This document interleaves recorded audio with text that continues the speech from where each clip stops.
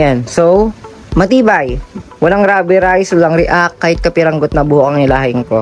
And na-achieve natin yung ganitong klaseng pagkaluto sa kanyang buhok. That is because I using Sensibles HR Plus Hair Rejuve. Ayan, so ito yung buhok ng ating client ngayon. Actually, si Jowa to. And ngayon, i-bleach ko siya. Pero alam naman natin na na-bleach na yung kanyang buhok. Pero i-bleach natin siya ng mababa lang.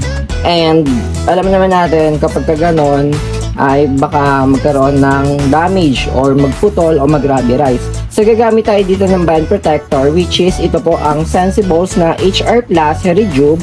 Ito yung ihalo natin sa ating bleaching powder or sa ating mixture. So meron ako na itimple dito na 1:1 and 6% lang yung gamit ko. And dalagyan ko siya ng mga 10 pump lang nitong Sensibles HR Plus, and ito yung mag-handle sa buhok nung ating gagawan ngayon para hindi mag-damage yung kanyang buhok. Para kahit papano ay maganda yung pagkaluto ng kanyang buhok sa bleaching. 5, 6, 8, 9, 10, 11, 12, 13. Ayan. So, mas madami, mas maganda.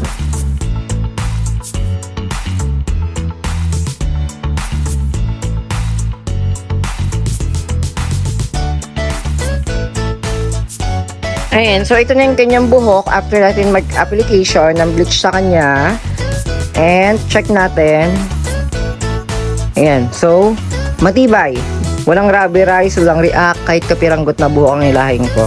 So napatabang niya yung gamot ng ating bleaching at na-handle niya. Ayan, so ito na yung buhok ng ating client ngayon.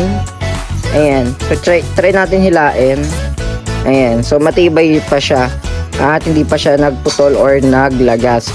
So 10 minutes ko lang to binabad sa 6% and bleaching. And ngayon, ito na yung kanyang buhok. So, kung di ako nagkakamali, correct me if I'm wrong, itong color na to ay level 9 or level 10 na siya. And na-achieve natin yung ganitong klaseng pagkaluto sa kanyang buhok. That is because I using Sensibles HR Plus Hair Rejuve. Kaya kung gusto mo nyo bumili nito ay ilalagay ko yung mga link kung saan kayo pwedeng bumili or saan kayo makakapag-order nito.